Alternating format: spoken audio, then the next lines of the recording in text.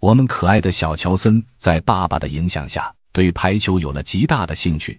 他还是第一次看到球类是可以这么多人一起玩的，也学着大人们的样子，抱着球在草坪上跑来跑去。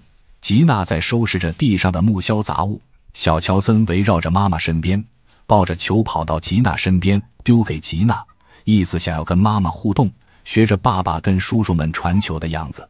吉娜配合地把球用力拍了起来，并传到后面去。小乔森捡起来，再次传给妈妈。他现在特别想模仿叔叔们来一场激烈的排球比赛。桑吉普跟朋友们拿着工具回来，四周大雾弥漫，预示着大雨即将来临。雨季来临也预示着大风天气的到来。桑吉普需要把柴房的竹席墙进行加固，这个他一人是没有办法完成的。竹席全靠四周几根柱子稳固，很多柱子已经歪斜，大风一吹很可能全军覆没。要把柱子抽正，跟顶上的梁结实的绑在一起，形成牢固的框架，相互支撑。这个是需要大力气的。小乔森看到爸爸在旁边卖力的样子，学着爸爸的样子在围栏上用力推，小人知道出一份力，分担家务事了。如此懂事乖巧的儿子，谁又不喜欢呢？任谁看到都打心眼里感到欣慰。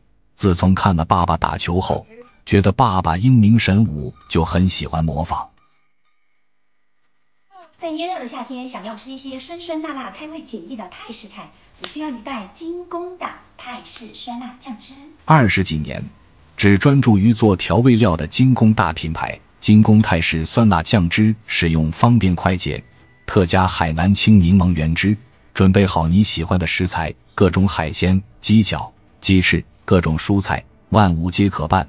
加入1包调味料汁，拌匀放进冰箱2个小时，酸辣一下，口水啪嗒，在家就能品尝正宗的泰式酸辣捞汁酱料。相信四川企业对味道的执着追求，点击下方链接可购买。20几年只专注于做调味料的精工大品牌大厂家。桑吉普削一些竹条，把2根柱子用力拉扯绑在一起，以达到最大抗力，抵御即将到来的大风大雨天气。萨尼亚的哥哥和努瓦在一旁帮忙，儿子小乔森目不转睛地盯着。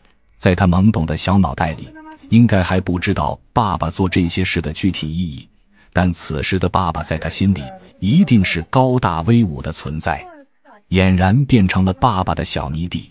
男人的爱如同沉稳的大山，坚实的肩膀像小屋的柱子一样，为妻儿撑起一片天空，守护着家庭免受风吹雨打，用阔阔的胸怀和坚韧的意志为妻儿的生活保驾护航。